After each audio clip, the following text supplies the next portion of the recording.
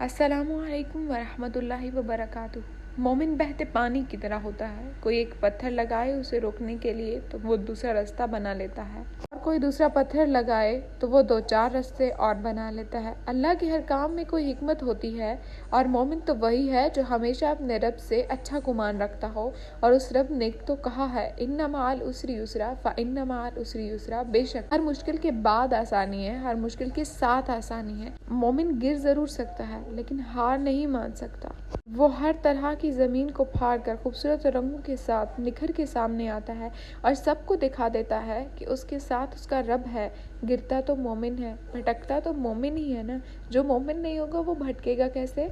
उसका ईमान कैसे डोलेगा किसी चीज़ के मामले में?